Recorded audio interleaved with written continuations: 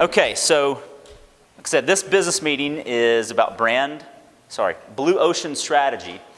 And I thought it was important to bring this back from our last business meeting. What Jerry Garcia said, we didn't want to be the best at what we did, we wanted to be the only ones doing what we did. So Blue Ocean Strategy. Blue Ocean Strategy is a book that was written by two authors, Chan Kim and Renee, I believe it's pronounced Mauborgne. I read it a couple years ago, but then also picked up the Harvard Business Review article, which is what we're going to be focused on today. So all these slides are from Harvard Business Review. And I don't know if any of y'all read Harvard Business Review, but they analyze a lot of data and present kind of a complex topic in very, very simple terms. So what is Blue Ocean Strategy? The case study in this book is Cirque du Soleil. Has anybody been to Cirque du Soleil? It's amazing, right? It's amazing. Well, I'm going to mispronounce his name, Guy Laliberte, was an accordion player, stilt walker, and fire eater. And in 1984, he co-founded Cirque du Soleil, which is one of Canada's largest exports. Soon after founding it, Cirque du Soleil was bringing in revenue that took Ringling Brothers and Barnum and Bailey 100 years to reach. You know, the three-ring circus had been around for over a century when Cirque du Soleil was introduced. And so what he was able to do is Cirque du Soleil increased sales profitably 22 times in 10 years at a time when three-ring circuses were drastically declining. And why was that happening? When's the last time someone went to a three-ring circus? Even in the 2000s? Has anybody been to one in the 2000s? Yeah, not for years. They've been experiencing long-term decline really since the 80s, because what happened in the 80s, you had the introduction of technology. Nintendo, video games, everybody was getting TV, and that's where all children's attention was going. Because that's what we're in the business of, is attention. That's why Facebook is so popular. That's where everybody's attention is. So children were always the mainstay of the audience for circuses. And also, if you remember, activist groups popped up, and animal cruelty became a big issue, and how these animals were being treated. So all of this pressure caused the circus audience to shrink. But also, the circus costs were incredibly high. They had to have star performers. They had to have, lions and tigers and bears. Oh my. Okay, at least two of y'all were participating. Thank you. So the cost didn't go down as demand was shrinking, and poor market conditions were only part of the problem. But no one really challenged Ringling Brothers and Barnum and Bailey, because they had been the market leaders for over a century. And the standard to get into that market was so high. Where are you going to go buy a tiger or lions, all these acrobats? So how did Cirque defy the odds in this setting, in such a dismal environment? Well, they did by the title of their very first show. Does anybody know what their very first show was called? It's called We Reinvent the Circus. That was one of their very first shows. And so what did they do? They created a blue ocean, and they pulled in a whole new group of customers, adults, corporate clients who enjoyed theater, opera, Broadway shows, ballet, and they created an unprecedented experience for this audience, because they broke the boundary. And for those of you who've been to a Cirque performance, it is something completely different than anything else. So what did they do? They took the whole circus market, and they took the theater market, and they created a blue ocean in the middle of those by blending them and doing something that no one else had done before. And so What is a red ocean? Well, we're going to get to that. Red oceans represent all the industries and markets that exist today. People are competing in existing markets. You come to Columbus, Georgia, and you want to sell cars. You're competing with Rivertown Ford, Buick, Auto Nation. Those industries are competing with each other for a limited amount of customers. So they've got to find a way to beat the competition. They've got to exploit existing demand. They come out with slogans, employee pricing or, factory discounts. They're competing with each other on all the exact same terms. And as the space gets more and more crowded, the competition turns to bloody water, which is why you call it a red ocean. You think about everyone's competing here, they're cutting prices, creating marketing plans, and that's what creates a red ocean, is no one's really doing anything different. So in a blue ocean, like what Cirque du Soleil did, blue oceans in contrast are markets where demand's created rather than fought over. Cirque du Soleil was not competing with the three-ring circus. They were attracting a whole new customer and audience by providing something different. And so they created uncontested market space. Nobody was doing that. They made the three-ring circus totally irrelevant. None of y'all have been to one in 20 years, right? I don't even know if they exist anymore. I didn't even research that for this presentation, but I don't know where you go see a three-ring circus anymore. And they created and captured new demand. People still wanted an experience. They just no longer wanted the experience that was being offered by the three-ring model. So if that's what some people are doing, why are companies still competing and focusing on red oceans? Why do they favor this so dramatically over other models? Well, you got to think about it. If you've been doing something the same way for 100 years, that's almost impossible to change. Some of these industries haven't changed at all in the last 50 years. And so the competition among rivals becomes greater and greater, and they continue to focus on just the existing customers. How do we get more people to buy cars this month? How do we get more people to do this? They're all fighting for the same group of customers. But by focusing almost entirely on that, companies have ignored a very important part and a more lucrative opportunity, and that's attracting customers. So what is the main difference? So in the red ocean, the traditional strategy that 99% of companies follow, they're looking at value or cost. And in real estate, you have like a flat fee broker. I'll list your house for $350 and I won't call you about anything. I'll just put it on the MLS. That's cost, and that's of no value at all.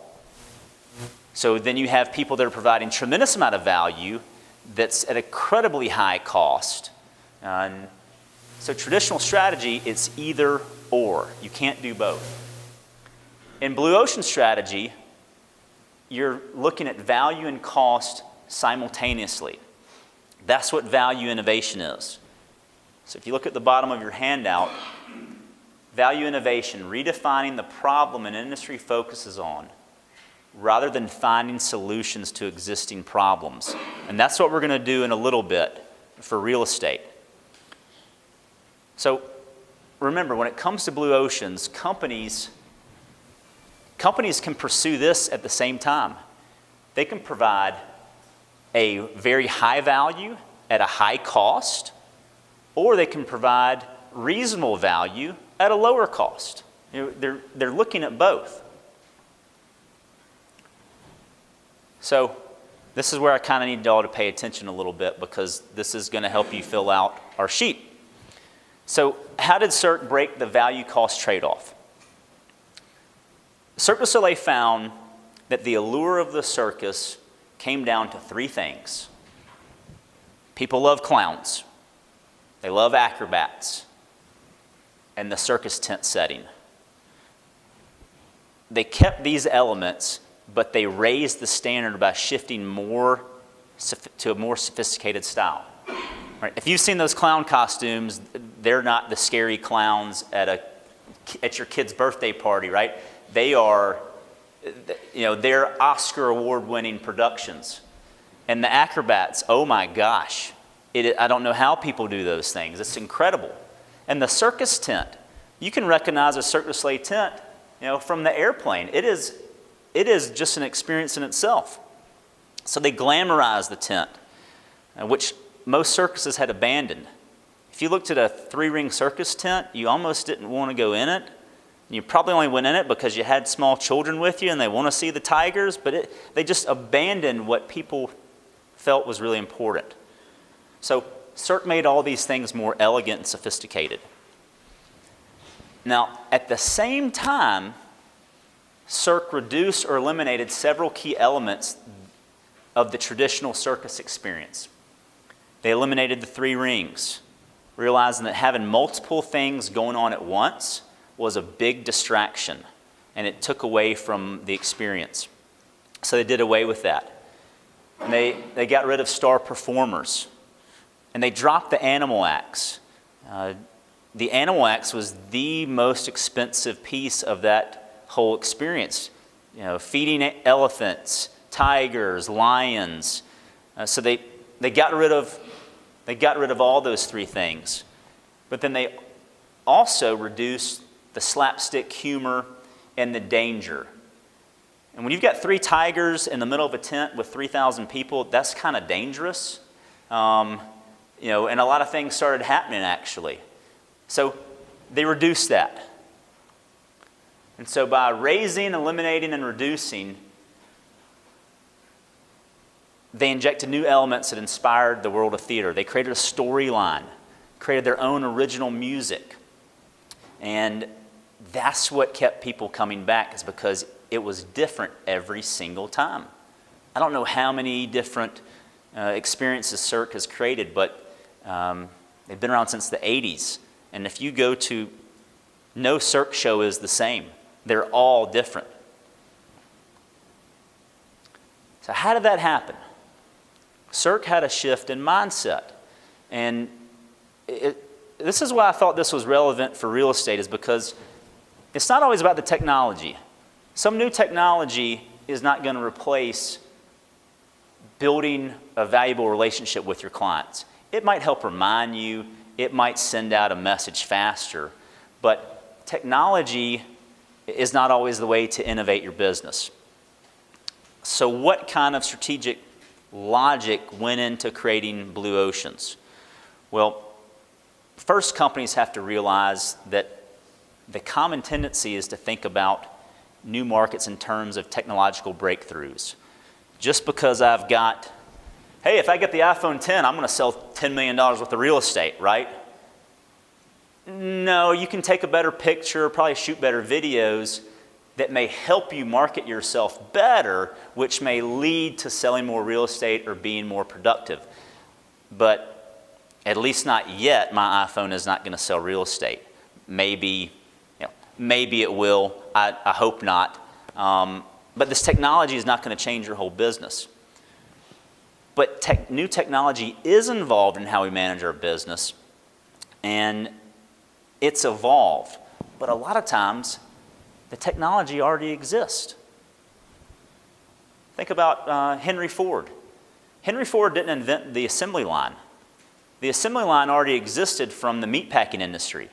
He just took that technology and applied it to manufacturing automobiles. But he gets the credit for creating the assembly line, right? It's because in meatpacking, the assembly line is not very glamorous technology. So why are Blue Oceans so important? Well, companies that create Blue Ocean strategies and use it, they don't experience competition for 10 to 15 years. No one's challenged Cirque yet. And they started in '84.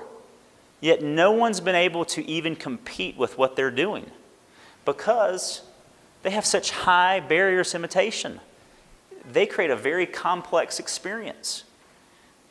Same thing, it's true with FedEx, Southwest Airlines. Well, maybe not Southwest currently, but the reason is that Blue Ocean strategies, they create considerable economic, organizational, cognitive barriers to imitation. If you've been to a Cirque event, you go back because no one else is doing that. No one's providing that kind of experience, so it's really hard to imitate. So how does that all apply to real estate? That's why y'all are here today. And that's what we want to talk about for a minute or two, is how can we apply, and let me go back a few slides. How can we break the value-cost trade-off in real estate? If we were creating a new real estate model in Columbus, Georgia, if we go back and look, things we need to raise, what are one or two things that are important to clients about the real estate transaction when you're buying or selling a home? I wrote in here, communication, right? That's the number one thing people complain about after a transaction is they didn't communicate with me enough. I didn't know what was going on. Yet no one has really done anything to improve that communication where either it's easier for a client to know what's going on or it's easier for you to spend time with them. So if we look at that, what do y'all think that's something that we need to raise our attention on in the transaction, in that experience? Having a Tesla, I love Teslas, but it's not going to open the house, right? Or talk to them. It might give you more time when you turn on the autonomous driving button to turn around and talk to them. But the technology is not going to change that. So besides communication, what's something y'all think could stand improvement in the real estate transaction that isn't happening? I think you could maybe communicate with the folks, but also get to know them and their needs and make it more personable about not just the home buying process, but their needs in general. How can you serve them as far as helping them make contacts in the community that they wouldn't know about, except you were there to help them. So have like a real relationship, Yeah. Actually help them, build a real relationship where you can help them with more than just the transaction. Okay, I like that, Ruthie.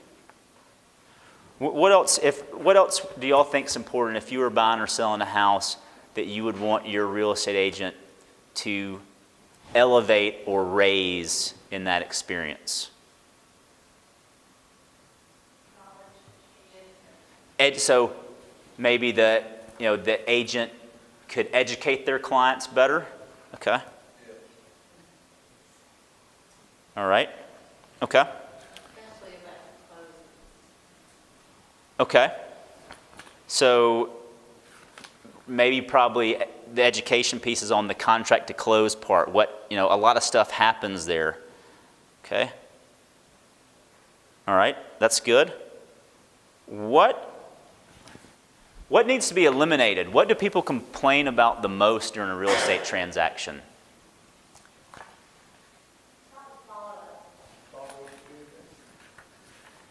So what about the follow-up, Ansley, that there isn't any? Right. You want to make us follow up with an actual plan and you would like all of your clients. Okay. So we would eliminate not doing nothing, or eliminate not following a plan, just eliminating just crossing our fingers and hoping they do their job. Okay, so all right. What else do y'all think needs to be removed from this process? That's, what's redundant about what we're doing? Do you need to physically, you talk about following up, should you have to get on the phone to contact someone at an attorney's office or their lender to get something that could be uploaded to a portal or automatically sent? That's part of the follow-up is other people, there's so many other people involved. How do we know? We have to make them follow up with us to keep this ball going. What? Sometimes I feel like you always expect the other person, the other agent, or the other client to do, they're going to do something, and then it doesn't get done. So I don't know how you eliminate that and reduce stress. Need to maybe eliminate unknown processes or unknown status. Actions, you can't always expect someone to do something that just doesn't necessarily happen. I'm just saying eliminate the unknown. There's a lot of stuff that's why you don't know. They're not telling you. Okay? I like that. What do we want to reduce in the real estate experience? Obviously, I put stress. Unknown could be in there too, but it's an emotional process. People are still going to have some stress, but if you reduce some of the stress, what's something else we couldn't eliminate, but maybe we could reduce a little bit or minimize? Time spent looking at houses I can't afford, or some people like to do that professionally for like months and years, like to look professional lookers. So what do you think clients would want us to reduce when we're helping them buy or sell real estate? Is it time to buy a house? I mean, in a market like this, you don't have a lot of time to make decisions. Or is it reduce the confusion they have maybe about the process?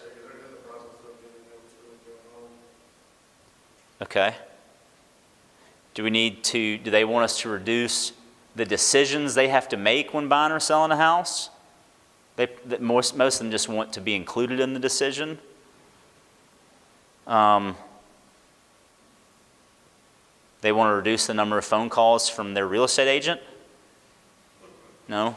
Okay.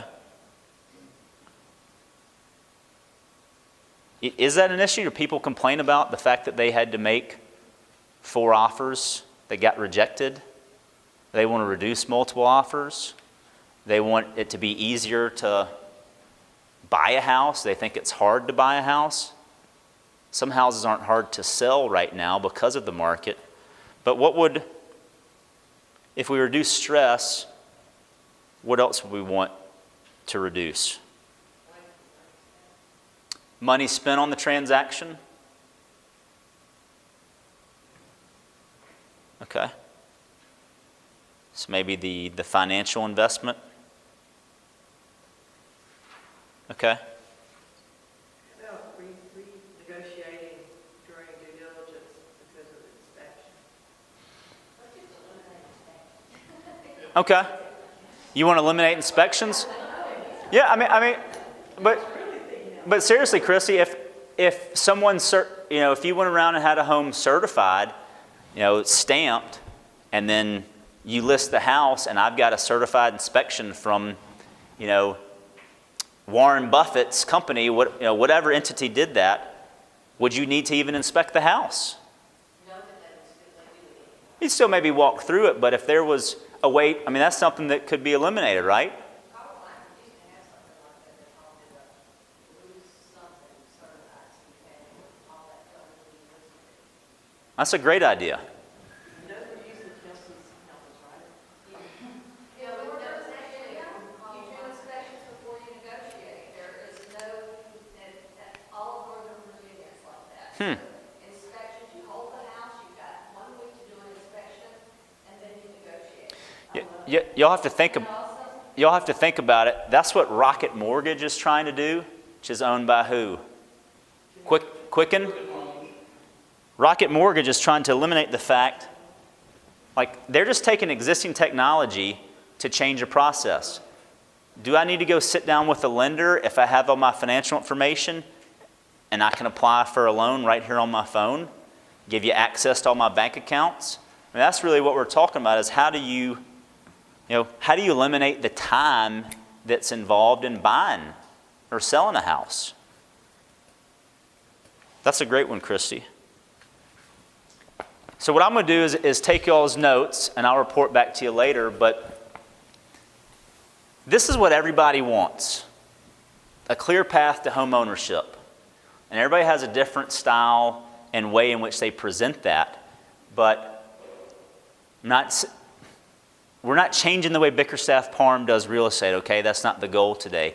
The goal today was just to get y'all to think about how we could use technology that already exists to raise our attention and service and maybe eliminate some things from the process, possibly reduce some of the stress or other things, and then create a better way to serve our clients.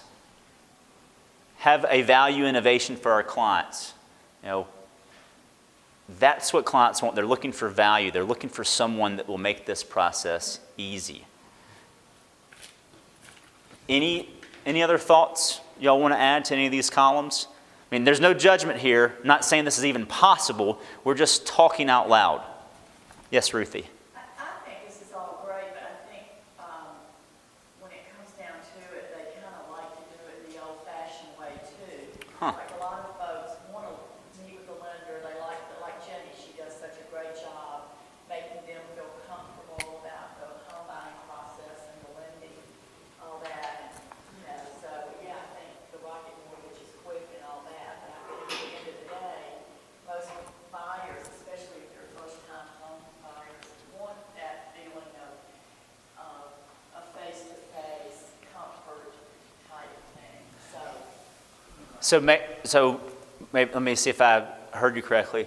So maybe raise the personal interaction, the personal attention well, with. I just think, don't miss the forest for the trees. They still want to be, I think, having a face-to-face relationship with your lender makes the buyer feel less stressful, more in the know, thinking somebody's got their back, that kind of thing. So. Is It's so for a lot of older buyers. I actually think millennials love the quick ins and the rocket mortgage. Yeah. I mean, that they could care less who is doing it, just that it's getting done Right. yesterday. So you got to understand who you're dealing with in every case, because it's always so different. And that's the first thing you have to, in any transaction, you have to understand who the parties are on both sides. Who you're representing and the others are, what their motivation is. mm-hmm. And that takes a little bit of back and forth, unfortunately, to figure that out. Or it takes a real good agent on the other side to jump in and tell you. So what I'm hearing is everyone still believes that some of the I don't want to say traditional, but the relationship, the personal interaction is still going to be very important. That some people are preferring to use maybe technology initially. If everyone was using that technology to enhance the personal interaction relationship, that would maybe create a clear path to home ownership. Not everybody's going to use the technology, but if Guarantee Mortgage had the Rocket Mortgage app and when I left her office I could just upload my stuff, that would be awesome, to physically meet with an expert and then electronically upload everything. That would save so much time. Okay? Let me go back. Thank y'all for doing this. This was fun. Again, we're not changing the way we do business, just want to listen to y'all's ideas so we can think about how we create value for our clients, because that's how they're judging us. They're judging us on the experience that we create. And I want to leave y'all with this. The only way to beat the competition is to stop trying to beat the competition. Just because somebody's using this app, or someone's driving this car, or someone's got a billboard about their neighborhood, so what? Stop trying to beat the competition. because that's not the way you're going to beat them. You're going to beat the competition by understanding what your customers value and creating an experience for them that no one else can compete with, because no one else is like each and every one of you. And what did Oscar Wilde say? Be yourself, everyone else is already taken. You know, y'all are all unique individuals, and that's why you each have your own blue ocean, and you're not competing with even each other in this office, or I don't think other agents in the market, if you learn how to create an experience that your clients can't get anywhere else. So, appreciate y'all being here today. Don't worry about beating the competition. You are the competition. Thank y'all.